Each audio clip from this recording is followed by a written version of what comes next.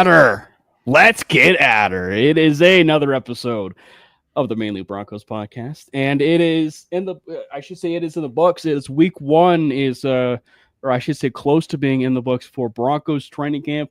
We are gonna do our best to try and give you updates as far as everything that has been happening over there at the newly remodeled or remodeled, if you will, Dove Valley. And we are certainly joined by a Broncos fan himself in Strez. We are first time on the show. We are excited to do some Broncos content with you. And of course, Jordan is alive and well. He is back. Hopefully we can, temper the Pat Bryant expectations, there, Jordan. I know you're super, super high on him. But anyway, Brandon, of course, over there in the top right. How are we doing, gentlemen? Jordan, actually, first off, are you happy to be back? Yes, I'm finally back after a long travel basketball season where now at the end of it, I'm officially done. I get sick. So if I sound a little bit different or anything like that, I apologize. But it was a long July for me. So I'm actually happy to be back. We have a lot to talk about, especially now with Broncos training camp. But I did miss this. I really did. Your voice is a little hoarse. Yeah. I don't know, but I don't know about you guys, but nothing.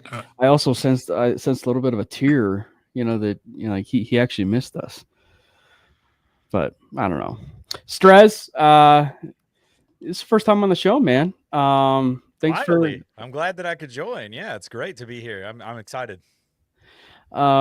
First things first, you are a Broncos fan, but you are also behind enemy lines a little bit. But why don't you kind of give us a peek behind the curtain of how you became a Broncos fan, and obviously, you are behind enemy lines. Yeah, definitely. Yeah, what Cam means by that is I do live in Kansas City. I've tried branding myself on YouTube as everyone's favorite Kansas City-based Broncos fan. I don't know if it's locked in yet or not, but we're trying out here. I do have a buddy that goes to church with me who's also a Broncos fan, and he's like, "What about me, man?" I'm like, "Hey, I don't know what to tell you." But yeah, so do you have a Broncos flag in your yard?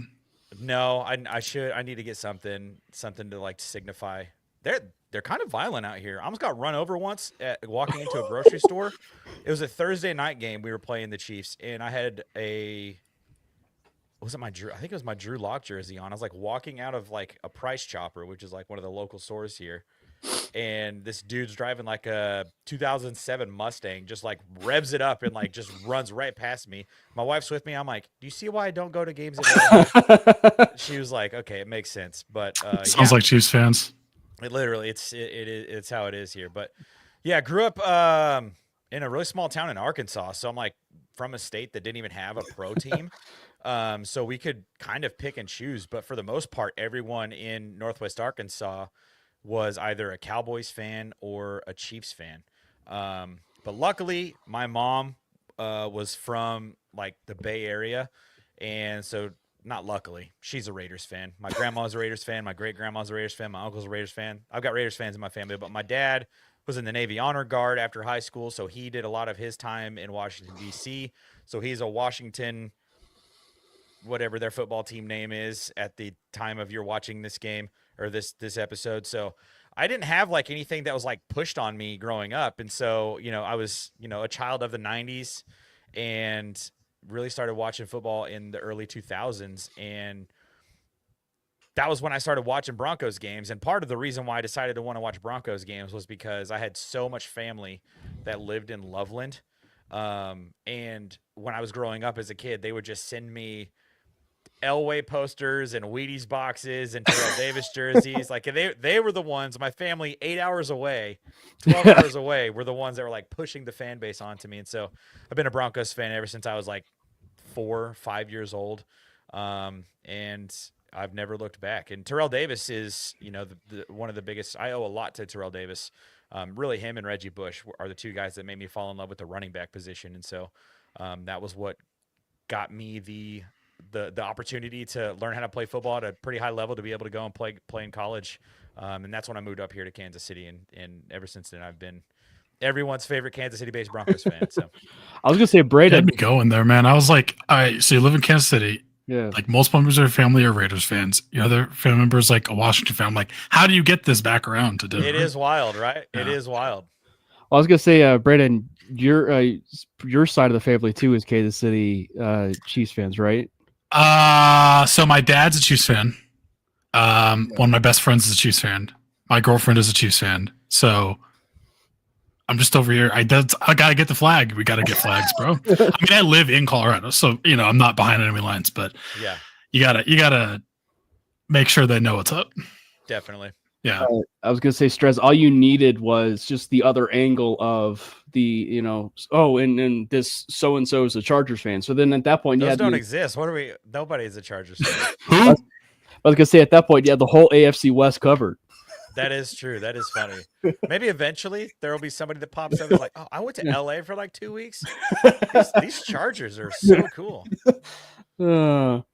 Well, boys, training camp is in full swing, and the excitement is in the air. We are finally at that point where we are getting football, and not just from obviously the NFL side of things, but we are also gearing up for the college football season as well. I mean, like you have the week 0, coming up here soon.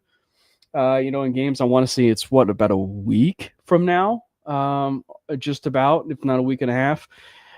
So it's going to be an exciting time. Football will be a permanent mainstay for many Saturdays and Fridays, and of course Sundays, Mondays, and of course Thursdays, and Hall of Fame games tomorrow. Random, I should say, Wednesday, Yeah, dude. possibly Come on. Christmas or whatever. Yeah. What is the Chargers? Speaking of Chargers, it's Chargers and Lions. Yeah. So it's gonna be an exciting time. Football is back. Let's get into it. Week 1. I'm actually gonna put Jordan on the spot and test him, considering he's been out for about a year. Jordan, what has been your takeaway with training camp, as you kind of been looking a bit from afar down there in the beautiful state of Florida?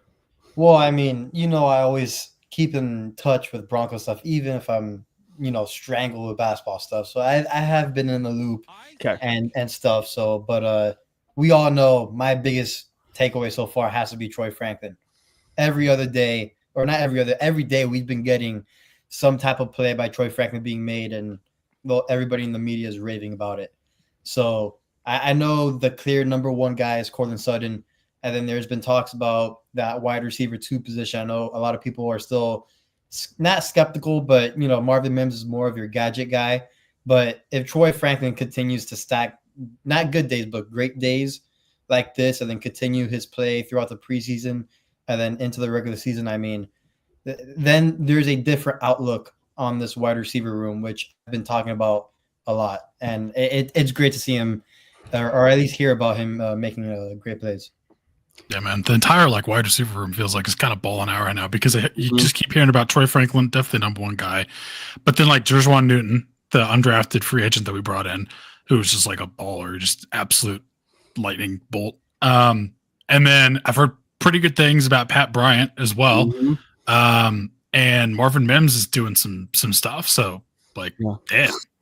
And Joaquin Davis has flashed a little bit too, but Yep. That's but yeah, I mean, Strez, I mean, that wide receiver room seems to be, I mean, when you kind of look at the way things have been, going down as far as camp, wide receiver room has been one of the top 3 biggest takeaways as far as training camp is concerned. As Jordan was saying, leading off with Troy Franklin. Yeah, I'm excited about Troy Franklin potentially taking that step in year 2. If he takes that Marvin Mims step in year 2, and Mims keeps going on the trajectory that he's going, and we keep getting more and more creative about the ways that we're using Marv, this Broncos receiving core is going to be a problem, because we haven't even brought up Devon Vele. No. Right. Like that's a name he's Mr. Consistent. He will be there when we need him to be there. And then you add the other pass catcher from the tight end room with Evan Ingram. There, like the passing game this season is going to be just actually fun to watch. Like last year, it started to feel like towards the end of the season, it was like, wow, we should throw the ball 50 times a game. This is awesome. And part of it was because we had no run game, which obviously I think has been taken care of. But I do think that, we're going to have these guys, Troy sounds like he's figuring out how to beat, these he's NFL beefier corners. too. He's put on, what he put on, 10, 15 pounds this season. Yeah. So he's not going to get pushed around. I'm just really excited about that. And I'm glad that Troy Franklin is doing it because, we need that deep threat that's, straight line speed kind of guy. So I'm really excited about that. One of the and real quick, Marvin Mims also, like, to bring it back to him, we talked about the passing game. He fully said he expects to be lined up as a running back on some plays this season. He also has an expanded route tree, which is super nice to see because that was like one of his biggest weaknesses is he just really didn't have much in the bag. I mean, he was fast and like he definitely used that, but being able to do more with him in the passing game, but then also like using a little bit in the run game too. Like you get a little Deebo Samuel with him. I mean, like he's not quite Deebo Samuel, but that'll be interesting to see as well. That was kind of a little nugget I noticed today that he said in an interview is that he expects to be lined up at running back.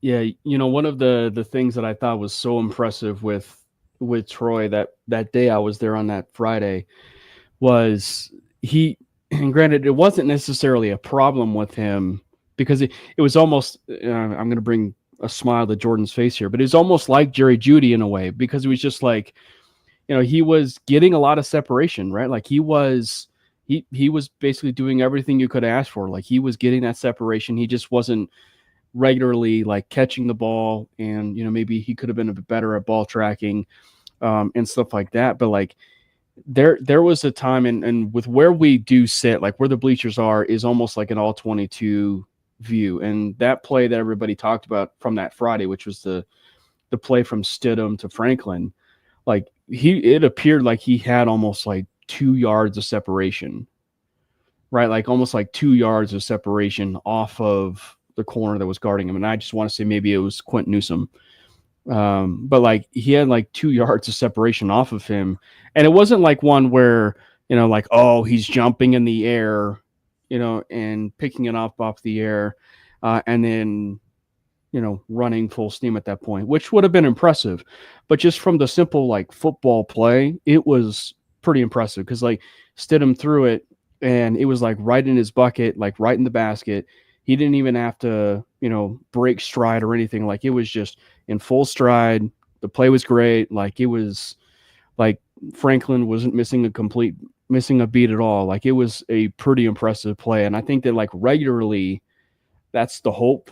Like I think when you look at camp, it's been a regular theme with Troy is like these big plays. Like he's becoming truly like that big play threat. And then also we talk about it from the standpoint of, we had that, the basket catch, right? When he was just on the run, if you will.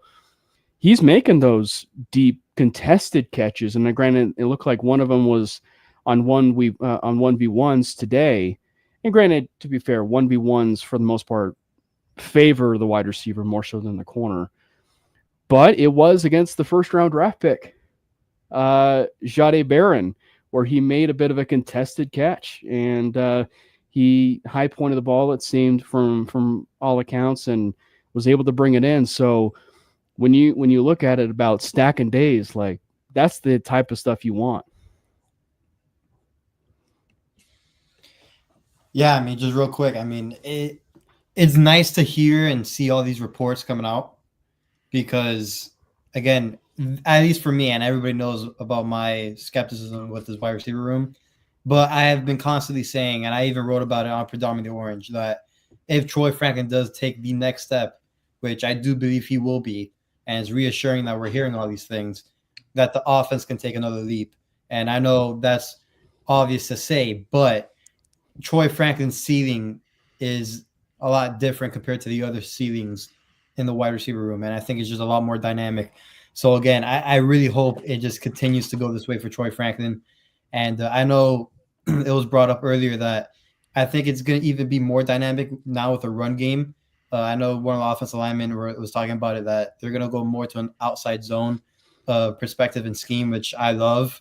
I mean, I wish we did that more last year, but again, we had no run game at all. So I was with everybody else, so we should just throw the ball 50 times at that point. But now with more of an outside zone scheme running wise, it's going to be even more dynamic with play action shots and stuff like that. But it's finally good to see. Well, and you know, Strez, you were right, like you were a former running back, right? Yeah. So take us through that, maybe as we kind of transition a little bit to that running back stuff, because that outside zone. You mentioned Marvin Mims too with running the football. Like it's just going to affect everybody with JK and you know RJ and everybody in the building. Yeah, outside zone. I mean, I think every running back would tell you that that's their favorite play. Like every offense has some sort of outside zone, whether it's like a toss sweep, a quick pitch, or just like a straight up like outside zone, like handing the ball off. But the way that we're going to be able to run it out of the shotgun is also going to be really exciting. Yep. And the beauty of the outside zone is that it gives your running back like more time to digest what they're seeing in front of them. You know, when you're running inside zone or any sort of gap or counter schemes, you're going downhill, and so you don't have as much time to see what's happening, how the linebackers are flowing, what the backside 3 technique is doing. You don't have time to digest that kind of stuff. But when you're running this outside zone, you don't really have to worry about what the backside 3 technique or 1 technique is doing. You can watch everything that's on that side of the center and digest. Are they overflowing? You read, is it cloudy? Is it clear? Am I going to break this outside? Am I going to put my foot in the ground and get north and south? And the thing that makes me so excited about this outside zone scheme that we're moving to is that we're doing it with guys like J.K. Dobbins and R.J. Harvey, dude. Like, these guys are not just fast. They are also very built, very strong runners. And they have really good wiggle. I like just like the fact that it's those 2 things going at the same time. We're moving to an outside zone scheme, and we've got guys like R.J. Harvey and J.K. Dobbins who are probably best when they're able to just be one cut and go. We're not asking them to be Barry Sanders in the backfield and break 17 tackles before they even get to the line of scrimmage. They're going to make that one cut. They're going to see, is it open? Am I going to take this wide, or am I going to cut upfield? They're going to plant their foot and they're going to go, and it's going to be a game changer. And then you throw, like Jordan was saying, on top of that, you throw the play action into that. You get the whole defense flowing that way, and you get Bo, the guy that led the NFL in yards on the run last season, and play action out to the other way. Like, it's like that is a match made in heaven, and I don't see any way in which that this offense doesn't take another step in the right direction this year with that adjustment. It's just really exciting. When I heard Garrett Bowles drop that in that press conference, I literally like threw my phone. I was like, "Let's go!" I was so excited. Braden, man, it makes us happy knowing the fact that we are possibly having a competent running game. It seems finally. Yeah, man, I'm so excited to see specifically RJ Harvey in more of an outside zone scheme. That's just like seems to be his strength is like a slasher. But he's like also stocky, kind of huge, you know, so he's just going to run you over if you are able to try to tackle him. But I think he's going to thrive more in that, like, read it simple, one cut, get up there. Mm-hmm. I'm so excited to see what RJ Harvey's going to do. J.K. Dobbins too, like, I think is going to have a good year. And just having 2 guys that can like play in that kind of running game is just going to give this offense so much more depth and support than we had last year, where we just had literally no running game whatsoever. So I think anything would have been an improvement, but I think you add these kind of players and you run it that way, you're going to see some pretty major improvement, I think, personally, on the offensive side, which is just going to be even more backbreaking for all of our opponents, because like if this defense does what I'm expecting it to do and then we can also run on them, they're screwed. It's gonna be hard. It's gonna like be hard even to if Bo win doesn't pass, like what do you do? Yeah, no, for sure. It's like taking this back. Sorry to cut you off, Cam, but taking this back to like the Troy Franklin taking that next step. Yeah. I think this year we might see that Oregon connection like we thought we were going to see last year, based off the way that this offense is going to look and the way that Troy is taking that next step and the fact that Bo is like understanding the offense now. He's not just running plays like I don't know if you guys saw the interview that he had with Diana Rossini. He's not just running the plays that he's memorized. He's understanding why we're running these plays, how they work. And it's just like that's just exciting. Well, That's and just it's also somewhat of a novel concept, but I think even Chase talked about it, how it's taking that next step of the development, right? Like Chase was talking about, like, you know, we ran a post like on this particular play, like last year, like why can't we run a crosser, or like why can't we, run like this type of route, like on this type of situation. So like just the other step of an evaluation in year 2. And I think even Chase said like that's not necessarily stuff you would hear out of a second year, quarterback. And I think a lot of that, to Bo's credit, is just from the top down, just the way that he's been set up. And I know, obviously, it's the whole Sean Payton relationship, but I think people at times kind of maybe, I don't want to say they all forget about it, but I think maybe they kind of forget about the fact that he's a coach's son. The fact that it kind of was started from that foundation from the very beginning, and obviously didn't really pan out at Auburn, but like it was pretty obvious once he hit Oregon, like that light switch went on, and then obviously the marriage with Sean. So it's just like from that moment on, and just going down to Sean Payton's offense, I think just it seemed like things were just at that point where the marriage is perfect. And I don't want to get too wrapped up into the idea, like, will there be a sophomore slump or not be a sophomore slump? But it's one of those things, like with how cerebral he is as a quarterback, Jordan, like it's almost like, the Broncos looked at the whole running game and was just like, you know what? We don't want to, have you break your back this season. But if we need to, and if we need to throw the football kind of like a Drew Brees type offense, we know you're capable of it.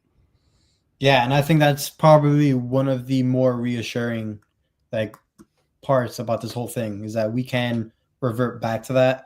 But I just think with this, all this improvement, between scheme-wise, guys developing in the right way, taking the next step, off-season additions, I mean, you know what it is that I felt like it was yesterday that we were just talking about, Drew Lock versus Teddy, Russell Wilson's saga, and all that. And now we got actual people in the league texting Diana Rossini hey, how for real are the Broncos? How real is this defense? How real is Bo Nix? Yeah.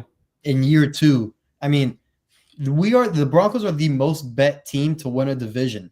We're so back, baby. I mean, this is number 64 on the top 100 list. Bo Nix. The turnaround is absolutely remarkable. I mean, the fact that we're even hearing the word Super Bowl with the Broncos name in the same sentence. I mean, granted, I don't think we're gonna win it. I mean, I'm never gonna say never, but the fact that we're in contention and people are talking about us in that way, it's kind of surreal. And I think this is the confidence they have in that building. By the way, Diana Rossini talking about it, the people in the building are not afraid to talk about the Super Bowl. They're not afraid to talk about Super Bowl in that building. That it just shows you the confidence. It's surreal. It really is. It feels like a quiet confidence too. Yeah. You know what? It's like a buttoned up confidence. And I think or a quiet, loud confidence. Yeah. A piece of that is the guys that make up the locker room now. Dre Greenlaw is a pro. Talanoa Hufanga is a pro. Cortland Sutton is a pro. And to the point of the sophomore slump, I don't think 25-year-old quarterbacks have sophomore slumps, especially when they're playing behind the best offensive line in the league with a reestablished run game. And Sean Payton. I'm not concerned about that. Yeah. And you think about too, we talk about Bo's brain and how cerebral he is. Sleeper Broncos, I think Jordan reposted this too. They were talking about, and this is something I always remember, but I think a lot of people forget about. Bo Nix has had a brand new offense every single year of his career since he graduated high school until this year. That's insane. He is now running the same offense for 2 years in a row for the first time since he was 18 years old. and he's 25.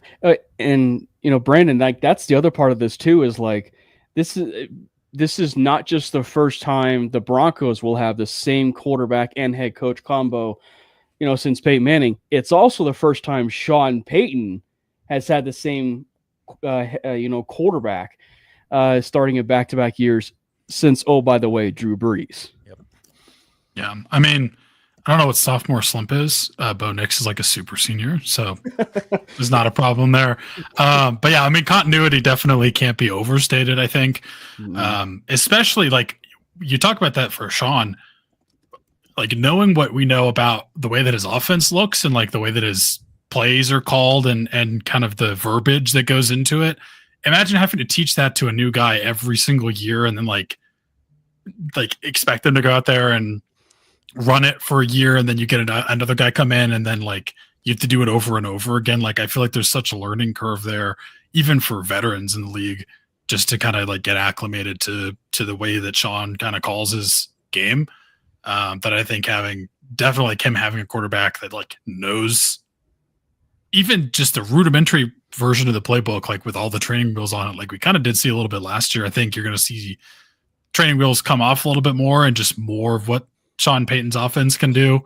I'm excited. I think specifically, and this is also going to be boosted by just like having maybe some more weapons available, as specifically a tight end, and then also having like any semblance of a run game. But I'm excited to see Bo, you like work more in the like middle to intermediate side of the field, because I feel like, we had to kind of have a lot of screens just because we had no run game. So we had to manufacture it. And then that's where, all the Bo Nix haters turned off the tape and didn't watch all the bombs that he threw. It was like screens or bombs. And I'm kind of excited to see more of the Drew Brees-esque stuff where you're trying to be more surgical and you're hitting like the middle of the field more. I think you're going to see that specifically with Evan Ingram, which also seems to be like a pretty hot combination that's been noticed at training camp. And I'm not saying that Bo Nix is Drew Brees and like we shouldn't try to play him the same way, because he has different strengths and he's can move better than Drew, which will also be fun to see. But yeah, I think just having Bo know what this offense looks like and like Sean being able to open more of it to him, because he doesn't have to learn it all from scratch, and there's some more weapons available and he has a running game. I just think it's going to all be, the stonks are going way up. I just, if there really was a quarterback that you want to buy stock in, it's 100% Bo Nix, because like it's that one where the sky is the limit, not just for the marriage between he and Sean, but just everything that's going to end up being said around him. And I do think the middle of the field is going to be one where people are going to be talking about that a lot. And I hope it doesn't force him to to stop taking the deep shots. I think he should still take those deep shots. Right? Oh, I think he will. But right. But I just think it's one where just the simple fact that he has that as a safety valve, it is going to be a big deal. Because I think that, we talked about the running game and we're kind of beginning the training camp stuff of getting a bit offensive, right? And talking about the offense. But like, I do think that the simple part of having a competent tight end room, and granted, we know Evan Ingram isn't necessarily a tight end, but he's a wide receiver, slash tight end, if you will. But we talked about the running game, and I think that we need to just emphasize one more time again, like having a competent running game, and then having just a semblance of a good tight end, a receiving tight end that could be that middle of the field weapon, like Evan Ingram, is just going to do so much for this team. And so like, it isn't just that, but it's just like, he's going to have Pat Bryant that's going to be operating in the middle. He will have Devon Bailey that's going to be operating in the middle. Marvin Mims is probably going to be used, at times in the middle. And then Troy Franklin, for what we're seeing currently in camp, with a bit of an expound route tree too from him, and finding soft spots in the zone, just having that middle of the field safety valve will be so valuable for this offense. All I'm saying is like, I'm praying that I'm able to draft Bo in one of my 6 fantasy leagues, just so I can make my team name Hooked on Bonix. Did you see that he was labeled apparently, according to the PFF fantasy and the ADP, that like one of the worst like times to draft him, if you will, according to like ADP or whatever it was. Crazy. Yeah. So wait, Did like- Nick write that? wait, what? Yeah, like it was like because it was him, Jared Goff, and someone else, like, to stay away from. Like, Oh, because their ADP is okay. I see what you're saying. Oh yeah, that is Like because their crazy. ADP is getting too high. yeah. So the bit about having like some semblance of a tight end that can be like an inline tight end and a pass catcher, I don't think people realize how much easier on a tight end's outside zone blocking scheme is.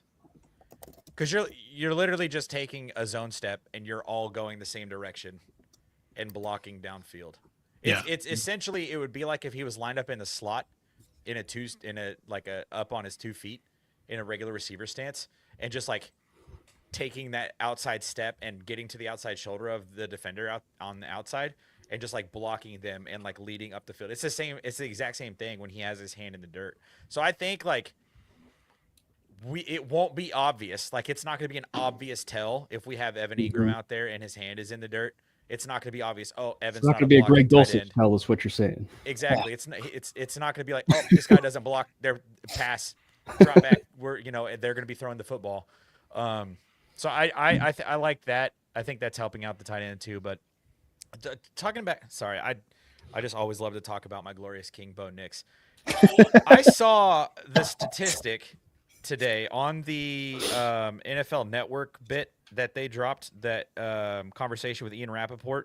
Bo Nix is one of 2 rookie quarterbacks in NFL history with 3,750 plus passing yards and 400 plus rushing yards in their rookie season. You know who the other quarterback was? Cam Newton. Cam Newton. Yeah. Who later went on to win a unanimous MVP. If that is the comparison, right, the comp that we want to make for Bo Nix, who is definitely a much safer runner. He's not going to be trying to run over people. He slides really well. True. He'll take care of his body. So if that is the comp that we get for Bo, I'm cool with it. That's a conference championship winning Super Bowl. Could have won the Super Bowl had he not been playing the greatest defense ever, according to EPA per play. Like Cam was the truth, and I don't think people realize that. But I saw that stat today, and I was just like, holy cow, Bo Nix is so much better than I think people realize. And it's like, I think this year he's really going to be like, what's a sophomore slump? I don't know, man. I think Cam Newton was so bad that he made the Super Bowl 50 Broncos defense look good. Yeah, that's a Ryan Clark take right there. Yeah. Or that's what Twitter will tell you is, it is crazy. But yeah, what the fuck? Well, and I think that, for me, I do try to objectively look at it from the standpoint of I want to be reason, because it's funny, Stretch. You and I were having the conversation of being cautiously optimistic as it relates to both of our teams.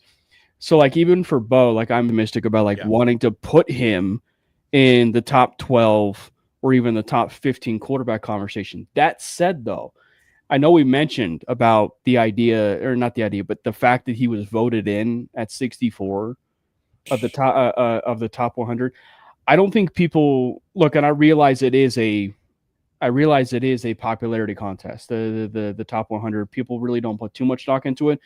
But if there is an angle where it's so important and so valuable, is it's voted on by your peers, voted on by players. So the fact that the players voted it to where they put Bo at 64 and Stafford was just a little bit after that means that they, for the most part, consider Bo Nix to be in that top 12 to top 15 territory, which is so crazy to even have that conversation just simply after the rookie year that he had, to going off of the Bo Nix conversation. So, and it also just ties it so much together about how the optimism and everything for the Broncos is through the roof right now. Man, I wish we can play in 4 minutes. They could just kick off and I'm ready to. I'm so ready to watch this team, dude. I mean, fun fact: Bo Nix had more passing yards and passing touchdowns than Josh Allen MVP. Yeah, also true. Josh only had 3 times as many rushing touchdowns, but what did he have this year? 17. He had 12 rushing touchdowns. Josh did. Ridiculous. Yeah. So we did briefly touch on a certain defense. We talked about maybe one of the top 3 biggest takeaways, of this being the Troy Franklin wide receiver room.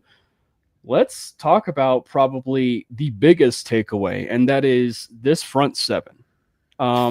Let's lead it off with, you mentioned him by name. You don't need to, if you were to look up aura in the dictionary, you will find a picture of Dre Greenlaw, and he has been everything you could have asked for, for the Denver Broncos, at least early on in training camp. And specifically when this was, I want to say it was the 2nd or 3rd padded practice, today, he set the tone. I was listening to Locked On with Sayer and Cody just before we were hopping on, and they mentioned that the very first play of the team period, Greenlaw lit up Dobbins, lit up J.K. Dobbins. And that's that's one-on-one. Yeah. Like a one-on-a-one. That's awesome. Yeah, met in the hole and just absolutely lighting him up. And just the picture that I have in my brain, aside from the Greenlaw picture that's on the Broncos website, is just Al Wilson. And it's just the impact of simply having Greenlaw on this defense. Well, I mean, opposing quarterbacks are going to think twice now about throwing in the middle of the field, right? Because they don't want their wide receiver, let's say, getting absolutely smashed in the middle of the field. I mean, that's the type of presence he brings. I mean, the Broncos defense, in my opinion, was the best last year. And imagine now that they just added this specimen of a human in our defense. Listen, if he really stays healthy with our strength and conditioning program and what we've been doing over the last couple of years, getting guys healthy and kind of getting their, I don't want to say careers back on track, but, kind of ramping up their play and playing longer. If we can do that with Dre Greenlaw, I don't think people understand how big of a positive that's going to be for not only Greenlaw, because how good of a player he is, but just the defense in general. I mean, Greenlaw won it. I believe it was, I don't think it was last year, maybe the year before. He was in the top 100 list voted by players, and he was well into the list. He's that type of player. Mm-hmm. Yeah, he's spectacular. Do you guys remember when that news dropped a couple months ago about his injury? Yeah. And it was the initial report was he's out for the season. I'm are you free? I crashed for most out of the so season. hard. Yeah. I crashed out so hard, but then the actual report came and it was he'll be here day 1 of camp. What are you talking about? That was the moment where I was oh, thank God. Because how quickly it cooled. Literally, I posted a TikTok and then 7 minutes later I had to delete it. I was oh, thank God. I can take this off the internet. Nobody has to see my rage. But yeah, we haven't had that guy, right? Josie Jewell was awesome. Mm-hmm. Right? Alex Singleton was awesome. Cody Barton was awesome. But we haven't had that guy that's going to lead the linebacking core and really lead the entire defense the way that Dre Greenlaw is going to do for this team. And it's really going to be that piece that really changes the way that offenses are going to have to think about how they're going to play against us offensively, because we've got the inside rushers, the inside run stoppers, and then you've got freaking Nick Bonito, Jonathan Cooper, who are the Energizer bunnies coming off the edge. And we've got the 2 rookies that we brought in this season that I think are going to have a pretty decent amount of effect on games this year. It's just what do you do against this defense? And then we're not even talking about the back end. End. That's just it's ungodly what this defense should look like this year. Well, it's Dre Greenlaw. Right. Oh, you mean Mike Tyson? Yeah, right. Well, but I think that that's the thing, Brian, is when we talk about this deep, they were top 5 unit last year, and so when you add a tone setter on, and granted, it seems like we're starting to have a bit of a tone setter on the defensive line with Malcolm Roach, as evidenced by today. we'll talk about that a little bit. But during to the linebacker point of Greenlaw, like we really have not had a tone setter, like that since Al Wilson probably. No, maybe objectively, maybe DJ Williams. Like I would say maybe since DJ Williams, like 2011 or whatever. But like they really have not had that kind of linebacker, Brandon. Really, since that's just be like to really strike fear, to what Jordan was even talking about, like to really strike fear on that second level. Because like once a running back hits that second level, he's going to be thinking twice to hit that, to hit that certain gap that Greenlaw is going to be in. I don't think Malcolm Roach is going to let him get there, but yeah, I would not want to be trying to run up field and seeing Dre Greenlaw waiting for me. Just does not sound fun. No. Well, let's get into that, defensive line, because that certainly seems, aside from the linebackers, we'll touch a little bit more on that linebacker room, but the defensive line is about everything you could have asked for. And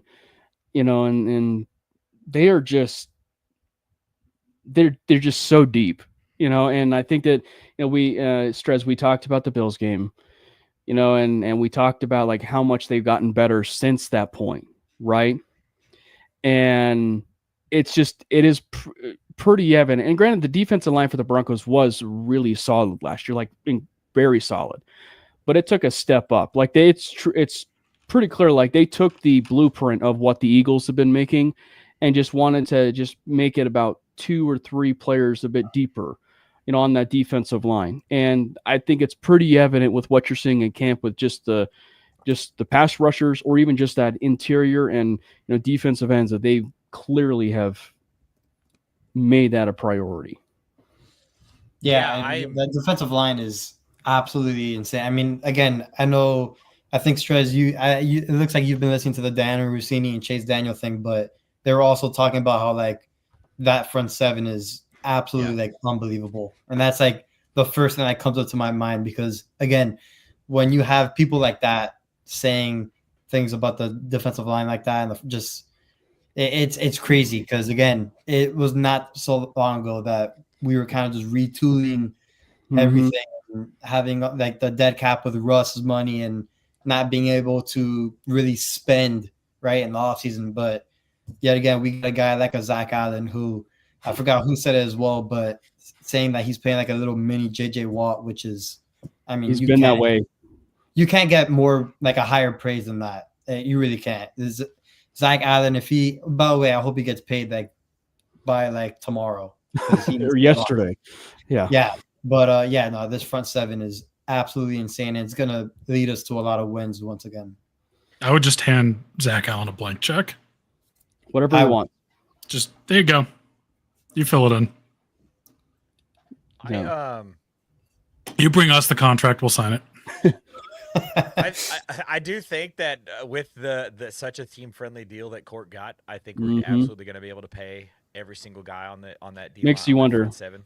It just makes you wonder what we're going to give Nick Bonito. It makes you wonder what we're going to give Malcolm Roach, what we're going to give Zach Allen. I am excited for that. Maybe JFM, but yeah. The one name that like never gets brought up in these conversations, and it like makes me a little sad because he's one of my favorite Broncos. DJ Jones, man. Like I saw a video of him walking out to practice today, and I'm like, why doesn't this man get more love? Like he has such a high motor, he's such a high intensity guy, and he does all the right stuff at that nose position, and it's just like he gets like, it's like a thankless job almost, what DJ Jones does. And maybe it's because he's in on like the obvious run downs, and Malcolm Roach is more of like the passing down nose tackle kind of guy. But like I'm excited to see, what DJ is able to do this season as well. And yeah, it's just that front seven is just, it's incredible. And hopefully Alex gets the tip of his thumb back, or what? I don't even remember. Yeah. What was it? Is the tip of his thumb? Did he break his thumb? I heard it was like the tip of his thumb or something. Zach Stevens from DNVR said that he like broke the tip of his thumb off. Yeah. Which is like, he's not going to miss a lot of time, but yeah, he makes me want to kind of puke a little bit. Just a little bit. Imagining what that was like, but yeah. Yeah. just trying to grip a football with that too. Yeah. Can you imagine him with a freaking club, dude? Alex Singleton rocking a club all season. Yeah, I will say the most impressive play I ever seen with a clubbed hand was who was it? It was the defensive back. Really good. Damari Mathis, that interception that he had a couple years ago. It wasn't Mathis. It was the it was 21. I forget what it was. It was he played for the 49ers, and then we signed him. He was a really, really good. I remember who you're talking about. He made that really good interception. Oh yes, I'm drawing a blank. I know who you're talking about. The corner. Yeah, the corner. Yeah, the name has escaped me. He was really good too, and he didn't last long. K'Wan Williams or something like that, that's who it is. Yeah. I think it is K'Wan Williams. Yeah. There you go. But like he literally caught he caught it with one arm. That was like the most impressive play I've ever seen with a clubbed hand. Yeah. But, well, when we talk about standouts and we talk about, some of these takeaways, let's kind of go back a little bit to this front seven, but we talk a little bit about this linebacking, core. Obviously Singleton's been dealing with, the injury, and Dre Greenlaw is recovering a little bit from his injury, but it seems like he's doing just fine as far as his recovery. But that said, I'm very curious to see how they're going to, go about it as far as, this preseason. Do they, do they play him in the preseason? Do they not play him in the preseason? Right. So I think that could be interesting because there's a certain linebacker, right? There's a certain linebacker that is in that room by the name of Lavelle Bailey. And he is seizing the opportunity. And frankly, if you actually look back to last year, he's been seizing the opportunity since last year. He suffered his ACL injury, and that was really kind of the unfortunate end of his season. But there is a window, Brandon. Like there is a window, Brandon and the crew, where he might be starting by week 18, and he's not relenting or giving back that starting job. Yeah, dude. Lavelle Bailey is kind of the other guy that I feel like I just constantly hear his name being mentioned at camp.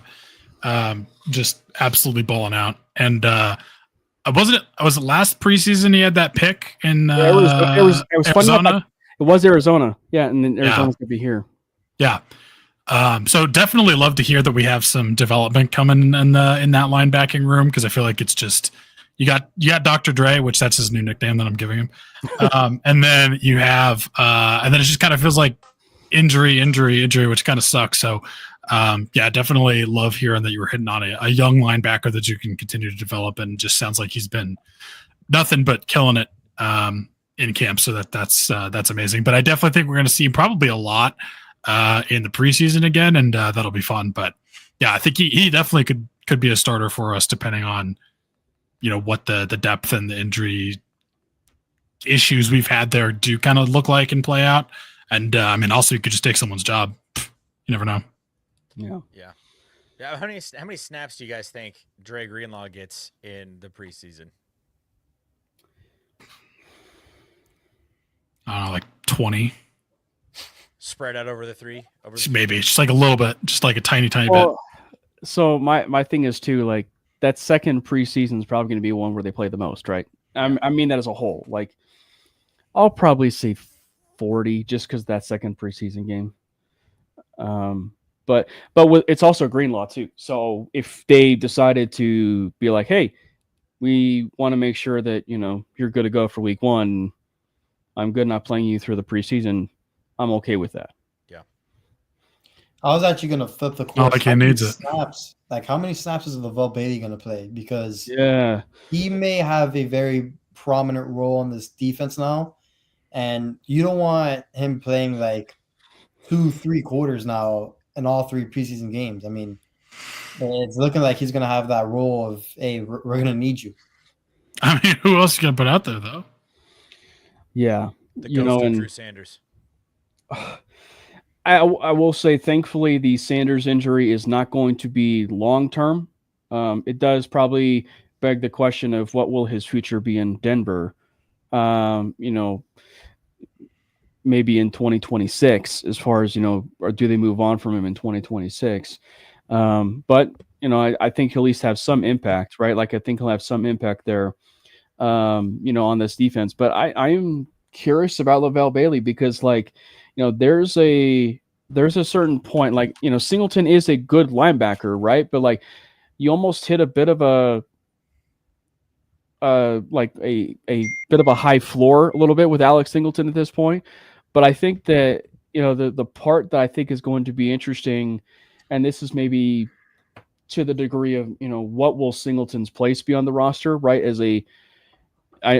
We talked about surprise cut candidate, right? And we were kind of mentioning Singleton's name in this. It's the idea of the green dot, right? For a linebacker. And with the way that, Greenlaw has been playing, you'd almost have to assume that he would be taking the responsibility of the green dot, which we know that in the past it probably have been Singleton. So if it's not Singleton and Greenlaw's been, getting that green dot, that would be almost a bit of a sign that things are kind of trending in the direction of they might be moving on from maybe Singleton, maybe not so much in 2025, but not giving him that deal in 2026. I mean, we talked about who's going to start opposite Dre Greenlaw, and I feel like some people are sleeping a little bit on boy Justin Sternad, who's been around for ever since the term tight end killer was a thing. But he looked pretty good last year after Alex Singleton got hurt, so he could be up there too. He was okay. I think he was good. I don't think he was amazing. I think he was good. I don't know. I thought he was okay. But nonetheless, yeah. I disagreed, but all right. But looks like Andres Wong, and I'm just going to take this off to Jordan, since he's the number one fan. Jordan, what do you got? What do you think about Pat Bryant? What has been your takeaway from your favorite wide receiver in the Denver Broncos room, Pat Bryant? Yeah, Andres Wong sounds like a guy that lost his fantasy football league. In other words, this is my friend that is commenting this because he drafted him in the rookie draft that we had.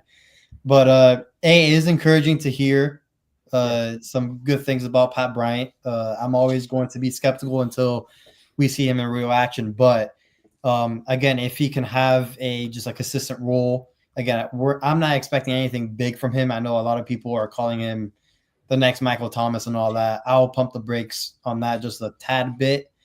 But listen, if Troy Franklin continues to make strides, I believe that will kind of limit Pat Bryant's snaps as well. So there's a lot of moving parts with this, but I do believe Pat Bryant in the preseason is going to be someone to watch because we'll get an extended look at him. He'll be playing against backups. So if he is dominating in that role, I mean, he can have a pretty big preseason in terms of numbers.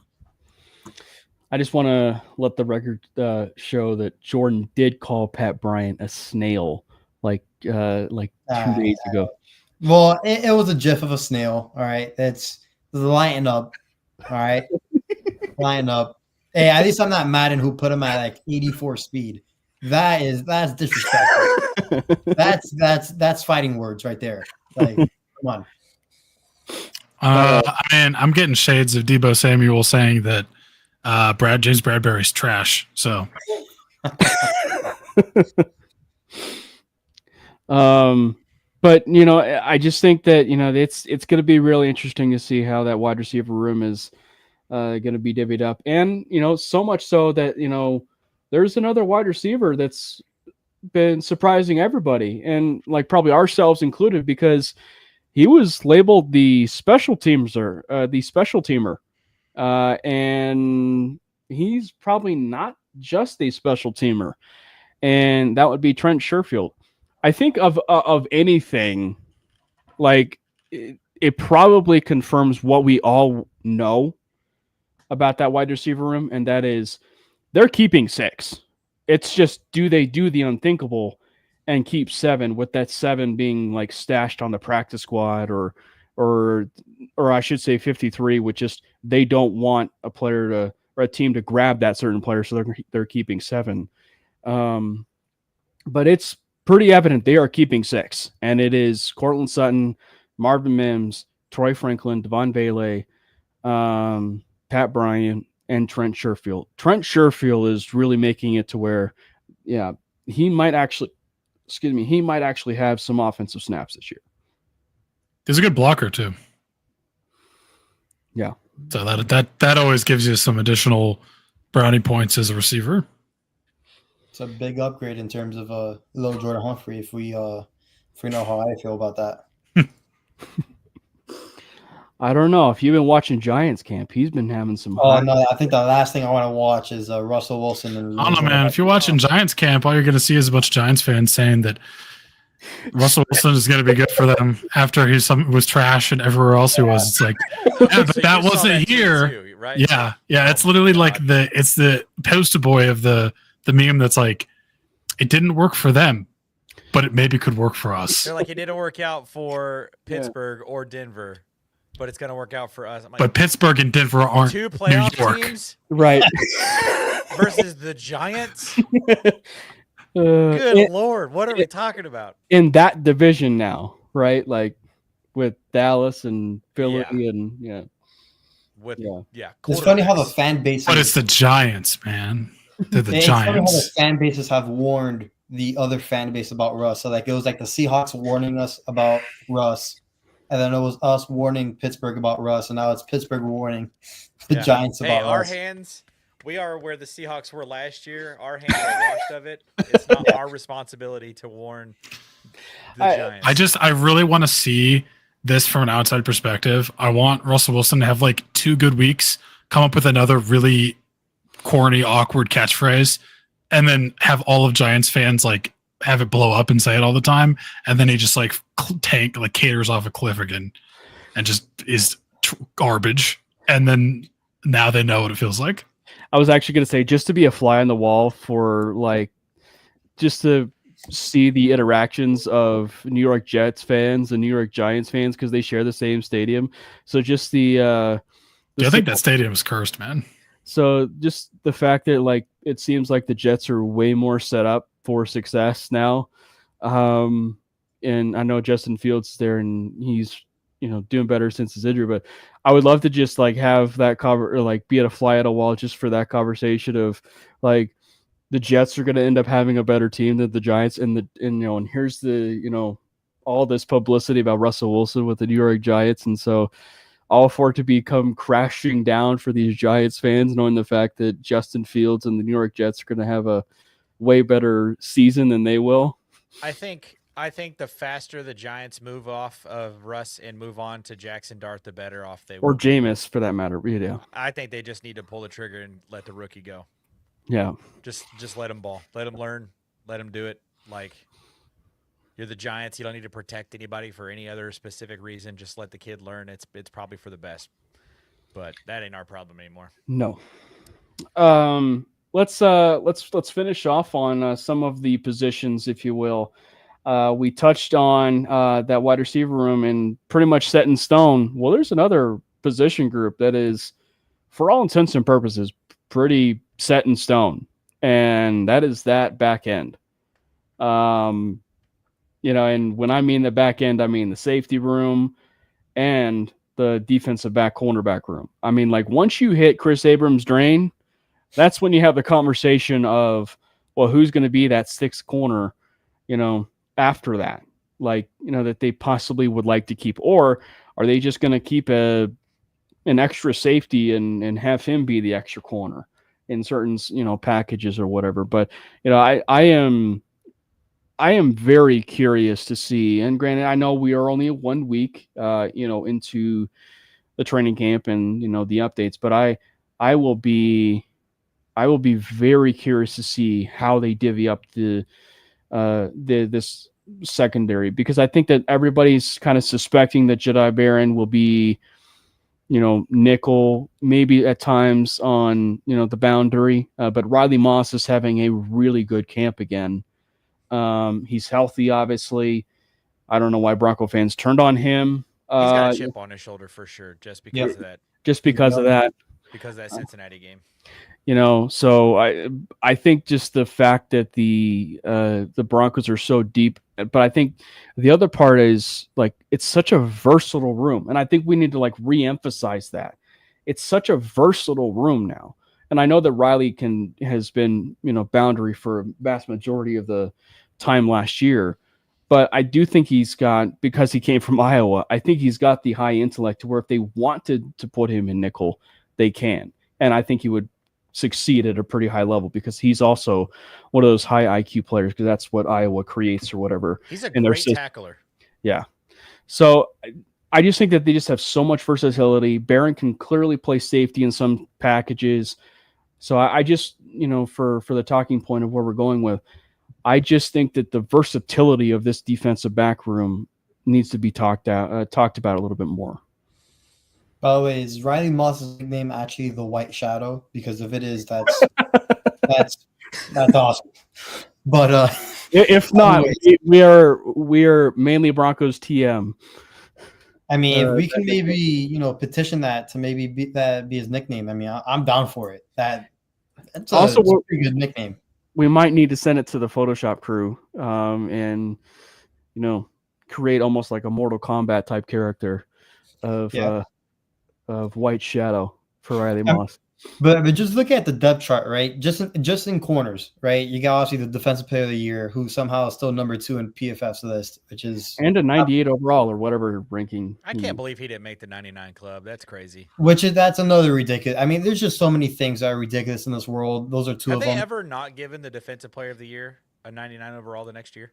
That's actually a great question, and I would actually love to know that answer. I'm gonna ask ChatGPT. There you go.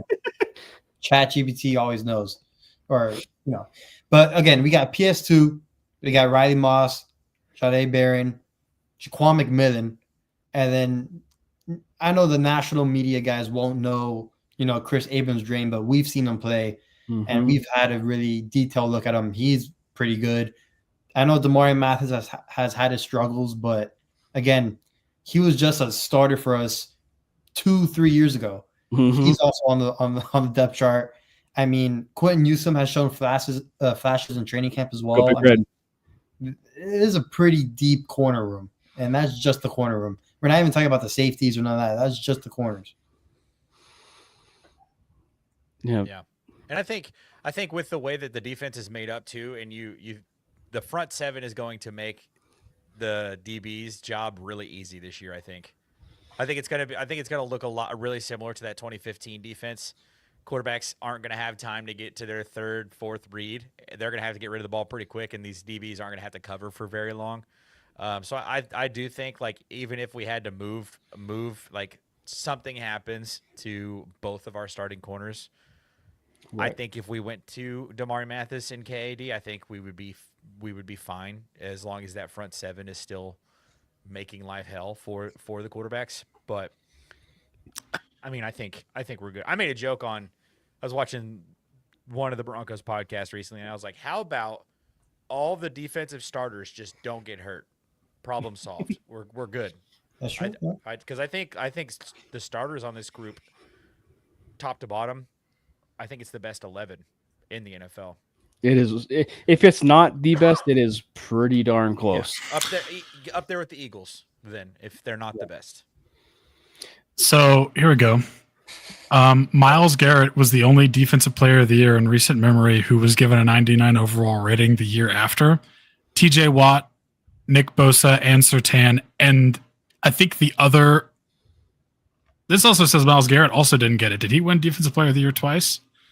Anyway, TJ Watt, Nick Bosa, and Surtain were all rated 98 the year after they won the defensive player of the year. Myles Garrett in 23-24 was the only one who got to 99. Also, granted, Matt, by the way, just for whatever it's worth, Madden ratings I could care less about Madden. Oh, it's stupid, but it's just funny. Console. I can't even play the game. No, but just the simple fact that they can't even get ratings right is just like, and even even looking objectively, and I'm not trying to pander to a certain guy in the bottom left-hand corner, but why is even Cam Ward getting a 71 overall rating? That's insane. Absolutely. I mean, don't get me started. Like, he was the number 1 overall pick. And I realized that, it's not necessarily like a deep quarterback class necessarily, but you're not going to reward the guy for being the number 1 overall pick with at least a good enough rating. I don't know. It is just pretty wild, to me that like a guy is 71 overall. By the way, one of the receivers that is a 99 overall, Pat Surtain held him to like 3 catches and 27 yards. Just saying. Wait, I read this wrong. Myles Garrett is the only defensive player in NFL Madden 26 to get a 99 overall rating. He's the only defensive player.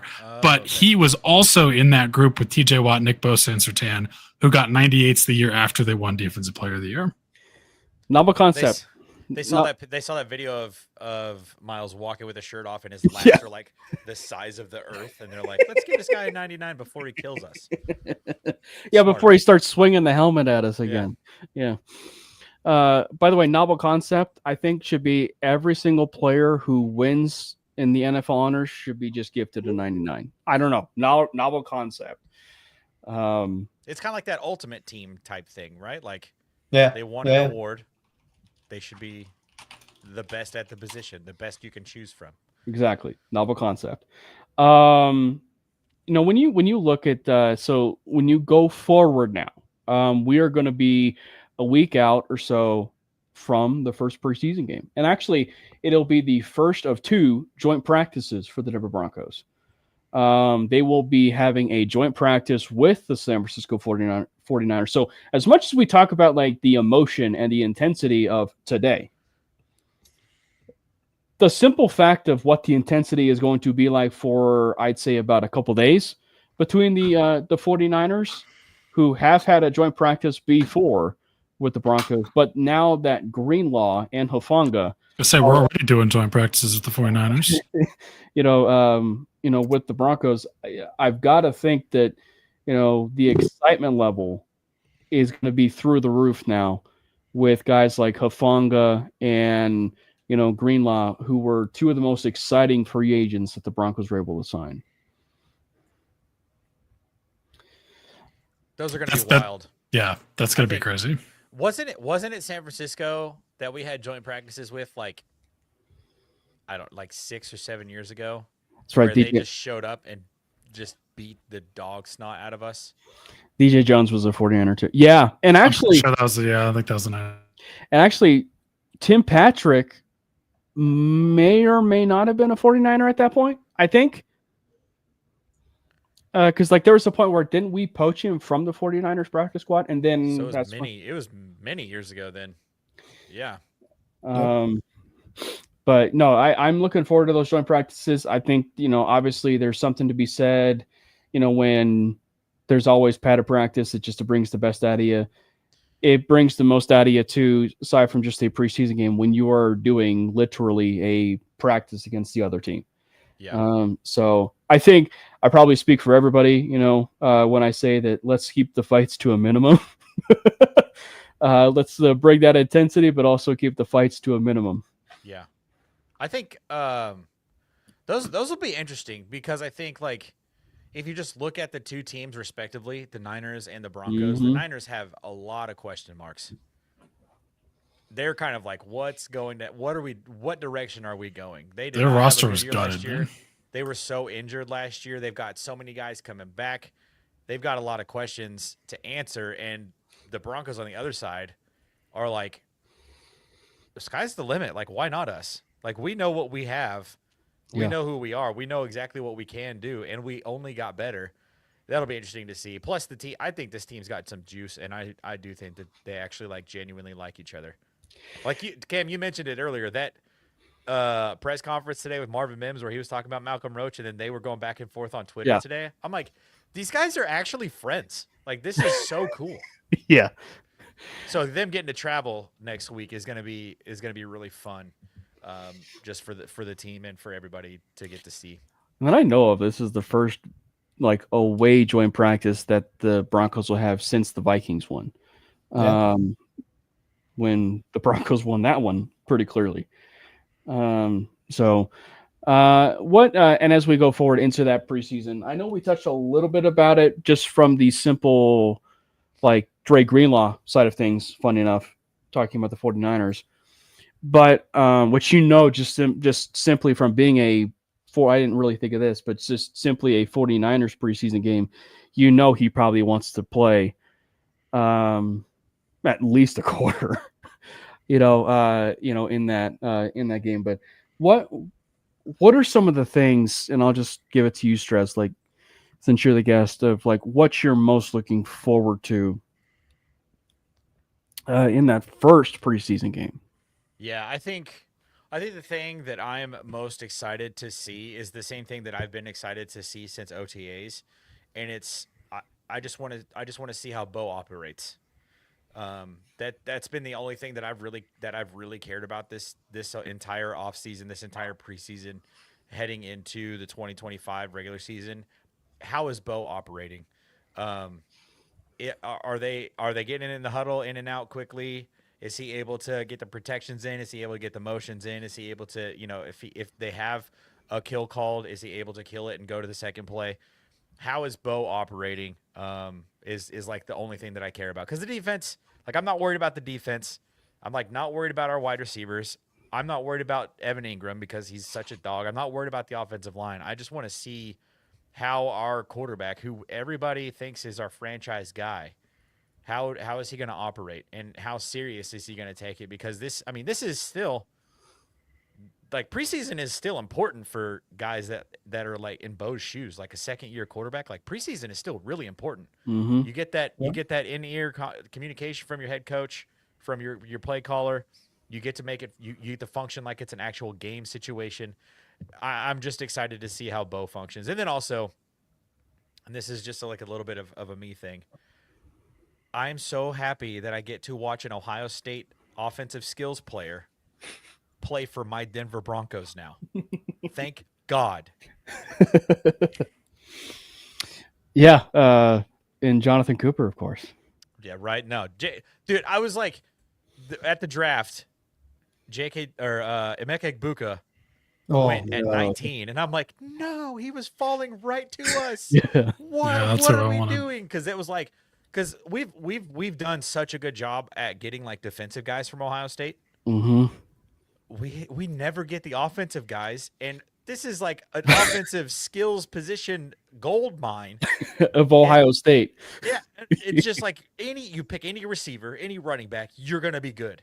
Oh, and yeah. I'm just asking. I was just begging God, and then we signed J.K. Dobbins, and I think I may have shed like 6 tears. I was so happy because J.K. I mean, like, the last thing that I remember seeing, one of my favorite plays of seeing him in a Buckeyes uniform was he was like diving in the end zone, dunking on a Michigan player when we beat them like 62-24.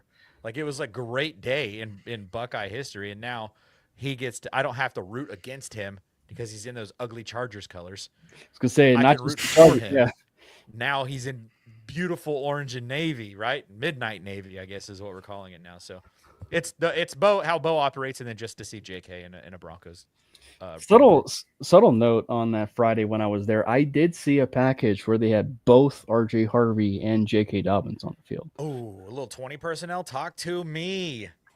Yeah, that'll be fun. Yeah. What about you, Brandon and Jordan? We'll definitely do a bit of a deeper dive, if you will, with preseason next week. But what are some kind of things that you guys are looking forward to in this preseason?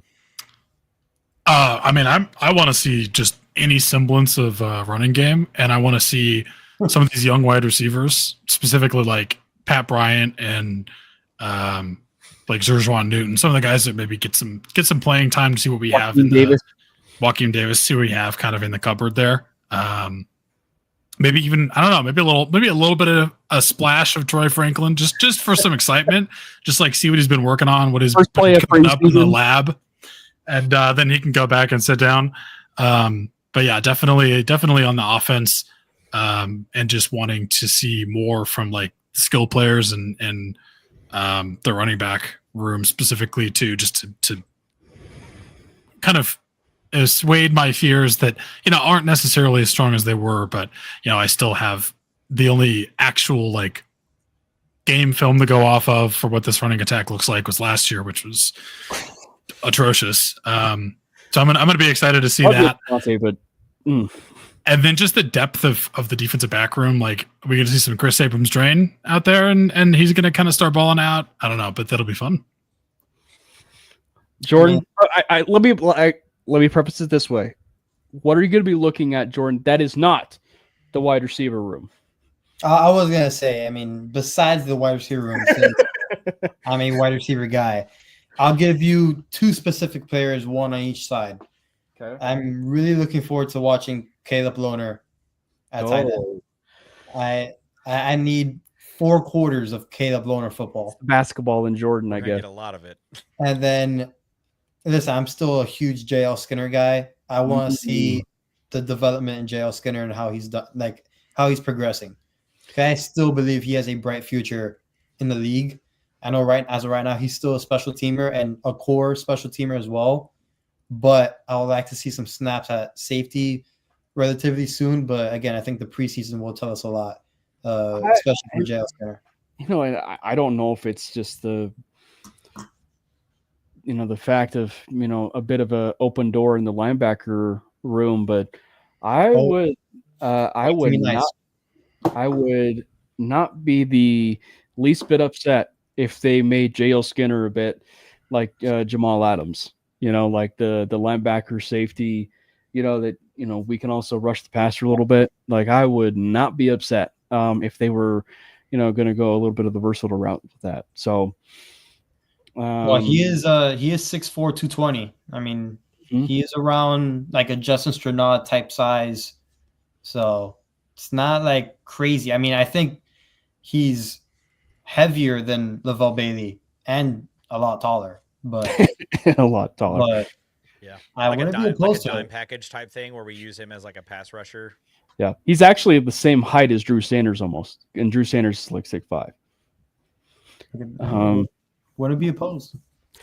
I think for me, we didn't get a chance to actually just talk about it too much, but I think the one part of it for me that I would be excited for just to see is like what's the offensive line depth. Like I think that,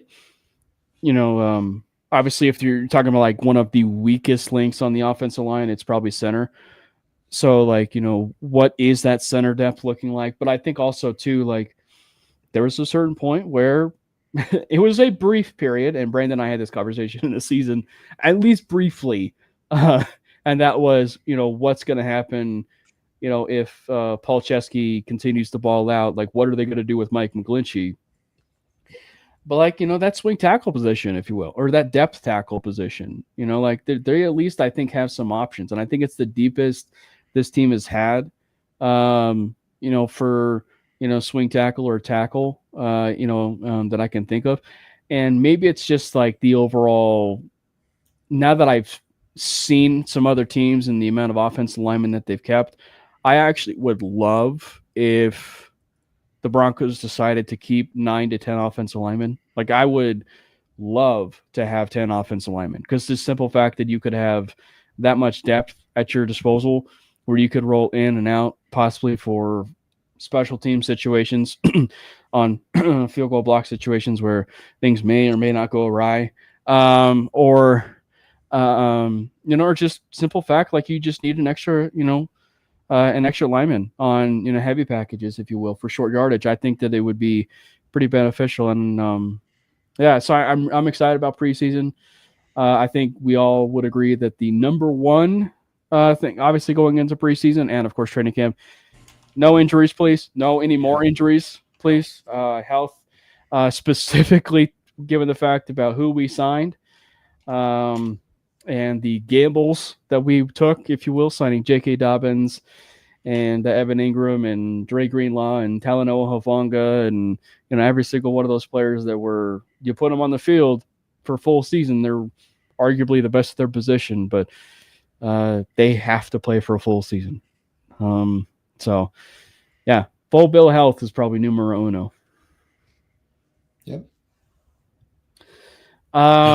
Any other final takeaways or stuff that we actually did not get a chance to touch on as far as training camp or anything like that? What was that other thing I wanted to make sure I mentioned. I can't remember the player, but there's another guy, a second-year player, who's like I keep hearing is showing out as well, specifically in pads in training camp. Jonah Ellis. Jonah Ellis is looking fresh. Wow. Yeah. Not shocked by that at all. He had Did not think of his name for a hot second there, but his glimpses last season when he came in, dude is awesome. If he can put on any sort of weight and use that like long arm like Vaughn used to, like I feel like Jonah has that exact ability. He doesn't have the bend that Vaughn had, but he can get that arm out and get underneath a guy and get him off balance. I think that would be so fun to watch. Yeah, dude. If we have another guy on that edge room that can put up some pressures and some sacks, it's got to be absolutely crazy. Just roll them in. I think that if you have a high ceiling of, for what they probably would do for a pass rush room, I think Tillman provides, a really good depth piece. But I think if you're looking at ceiling, having Cube Robinson and Jonah Ellis being behind Benito and Cooper, I think would be lethal. Yeah. But I also think, Q maybe has a bit of some versatility where if they wanted to play off-ball linebacker with him, they could. But I just think that, just the fact that, you have Robinson and Ellis, two freak athletes, rushing the passer, I think would be lethal, especially given the fact that, Robinson and Ellis have ridiculous first steps. Yeah. So and they're both bigger than Nick and Coop, aren't they? At least, yeah. Everybody's bigger than Nick. He's like shockingly big, but right. He's a little bit smaller. But I feel like he has beefed up a little bit this offseason, which has been cool. I feel like I've noticed that with a lot of guys, including Sean Payton. Like I feel like Sean Payton is he's like in better shape this season, I feel like, than he was last year, right? Like I feel like Audric has slimmed down a little bit. Jaleel has beefed up. Troy's beefed up. Like all the guys that need to do it in the right places. The White Shadow beefed up. Yeah, Riley's beefed. Like it's The White like Shadow. They really took care of themselves this offseason. It's like you just feel comfortable like thinking about like your team. Like the players care about their bodies and they know what they have to do, right? And then Bo goes to Italy for 2 weeks and eats. Hey man, man, I've heard people go to Italy and they eat like all the pasta you can imagine. They lose weight. I think it's because they're walking 1,000 steps every 10 minutes. Yeah, in Italy. That's and I want to go there. The food that they have there, the Italian food, like that, like it's also like a lot healthier. It's like exactly. Yeah. It's one of those. What are they? The blue zones or whatever, where people go to like the 150. Is Italy a blue zone? They have a couple in Italy, I believe. Maybe it's Sicily. I guess we briefly touched on this, but we didn't get a chance to touch on the Cortland Sutton extension. Sutton got extended. I see Jordan. I don't know if he's shaking his head. I see a smile, but I don't know if he's shaking his head. Cortland did get extended. Ironically, he had the same guaranteed money as Jerry Jeudy in his deal with Cleveland. But it's Strez mentioned this. It's a team-friendly deal. It is a very team-friendly deal. Puts him probably within the top. He's tied for 18th. Yeah, I was gonna say about in the 20 range, like 18th for wide receiver.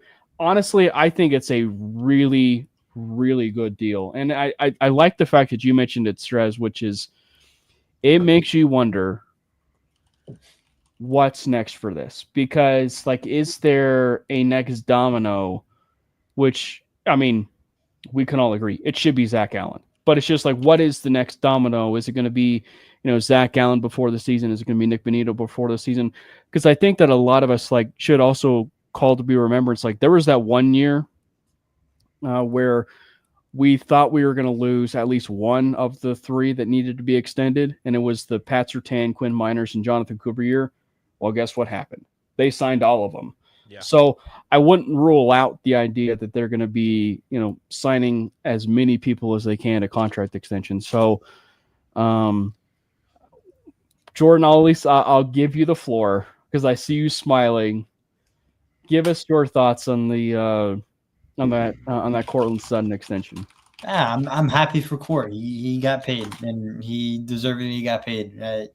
He has done his time in Denver, and he's been loyal. He's as loyal as you can get when it comes to just staying with one team and being through the ups and downs and all that.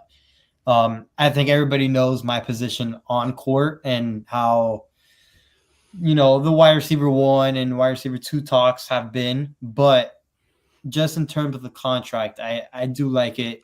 It's not that bad that people are making it out to be. Mm-hmm. But I am happy. It's crazy, by the way. I can't believe actually like people are really mad about that. But yeah. I think they see that 92 million number and they don't really understand the guarantees piece. Or the APY, right? Yeah. It's the 18th highest paid wide receiver. Like that's literally perfect. Yeah, I mean, and he's like, I think he's like 14th or 16th production wise, like overall. He's top 10 in a couple other metrics. I mean, it's just like it's crazy. Yeah, that was a good deal. I'm so glad we kept him. I mean, that was. Oh, sorry, I didn't mean to. No, you're catch good. Off there.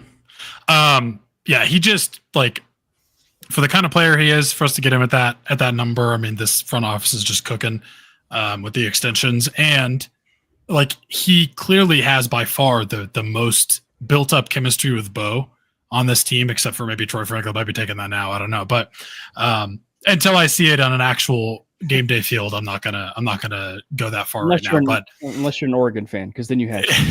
Well, that's fair. Well, I said NFL field. I did say NFL field. So I'm definitely just hyped that we're able to keep him around and they can continue to build that chemistry because that's just huge. And he's a good wide receiver. Like he's just a solid wide receiver. Is he, like Justin Jefferson? No, but literally no one is Justin Jefferson except for Justin Jefferson or Jamar Chase. But that's not even Jamar Chase. I don't know. I'm going to say JJ is better, but Jamar Chase is right there. And yeah, I mean, just for what we got him for, like absolute steal. He gets some money, and we get to keep him around. Like, love it. The coolest part is the 14 of the 41 guaranteed is from this year, like his current contract. So it's like the finishing, the payout from his current contract, and then 23 million on top. 20, I don't know what the math is there, but it's like he's not getting a lot of money from his extension contract, and all the rest of it is like incentives and all that stuff, which I think he will hit. Well, and to that point, like I think it's set up from not just the team friendly side of things to signing others to a contract extension, but we all speculated that 2026 was going to be the year that they, dip their toes in and be even more aggressive. As much as we thought they were aggressive at times in this offseason, we think they're going to be even more aggressive in 2026, and they're probably going to even have even more money too. So it's just like the fact that you at least still freed yourself up with the opportunity to have that money at your disposal, I think is such a beautiful thing for Court. And I think that, even though it gets said time and time again, like the point just needs to be reiterated. And that is the reason why this is such a beautiful thing is like Court and Bo have established that relationship since day one. And one of the worst things that has been the case for the Broncos, even in this past, has been ruining a quarterback's development. And you do not want to ruin a quarterback's development by moving on from the team's number one wide receiver. And they did not do that. And thankfully they did not do that. And they kept Court, and it was the right thing to do. And, Jordan talked about it. You want to talk about a wide receiver who's literally been through hell and back, from 2019 to the highs of, his 1,000-yard season with Joe Flacco, Drew Lock, and Brandon Allen at quarterback, to all the other quarterbacks that were sprinkled in between after that, to finally Bo Nix. I think that, we are fine. When I was talking about like the player development side, I was talking about it, a couple weeks ago, and when I posted, it was like, if there was one person who really and granted, it benefits everybody in that room for wide receivers, but if there was one person that I would feel so happy for, it is 100% Cortland, because we finally have the chance to see maybe that Cortland that we've been longing for from 2019 on a rather regular basis. It may not be, like we're saying, the Justin Jeffersons or, something like that. But it may be like that consistent 1,000-yard receiver to where he's going to be, when all is said and done, a top 4 Broncos wide receiver in team history. I mean, if he hits 1,100 yards just this season alone, he will move into the top 5 for Broncos receiving yards, passing Ed McCaffrey. Wow. Talk about quiet, right? Yeah. Like because it reminds me a little bit of like Noshawn Moreno, because like Noshawn Moreno is ranked like 6th all time in rushing, and I think people forget about that. But yeah, so the fact that he's like 1,000 yards away from moving into the top 5 is pretty crazy. Yeah. I have 2 thoughts about some of the stuff that you were talking about. One, that deal that Court took, I think it just shows that he loves Bo Nix like a lot to take that kind of money, because he probably could have got more. Maybe a little whether bit it was more, from yeah. us or from somewhere else. But I'm glad that he took the path that he wanted. And then 2, to being more aggressive next offseason. If this team goes out and wins 11, 12, 13 games this year, Greg Penner is going to be like, Rob Walton, that ownership group is going to be like, all right, what do we want to give these players in signing bonuses just so that we can keep the salaries low, right? Like, they're going to find ways to skirt the cap, and we are so freaking rich, it's not even funny. So it's just it's just like those 2 things combined. Like, if this team does go out and have that successful season that I think the majority of Broncos country believes that we are going to have, there's no telling what's going to happen. Like, next offseason could look like a freaking madhouse. Yeah. Well, gents, that brings us to the end of an episode of the Manely Broncos podcast. Make sure you follow everybody over here that is on that stream. Make sure you follow the Manely Broncos podcast at Manely Broncos. You can follow Brandon at Brandon Miller PO. You could follow Jordan at Jordan T. Lopez and Stress. Man, thank you so much for hopping on. Obviously, this will not be the first and of course last time you'll be on the show. You will be on multiple different times, possibly even during the season. But thank you so much, man, for hopping on, man. Once you plug some of the stuff that you're doing, whether that be Broncos related, non-Broncos related, maybe talking about Andor and some of the streams that you've been talking about, over there. But yeah. Once you plug what you're doing. So obviously, I've got the Broncos Hub. That's my baby here on YouTube. If you want to follow me there, just click subscribe there. We're almost at 3,000 subs over there, which is really cool. Follow me over on TikTok as well at its.strez. And then also, if you want more NFL and college football content, head over to Washed Up Sports. Click subscribe over there on YouTube for Washed Up Sports. It's really new. Everything's really fresh, but we do have content coming out every single day, talking about all things, especially right now NFL related, and specifically the Water Boys College Football Show. That's the one that we're having so much fun with right now, is the Water Boys College Football Show. If you have a chance, go watch our interview with Ricky Waters. Having a chance to sit down and talk with that guy was one of the coolest moments of my entire life.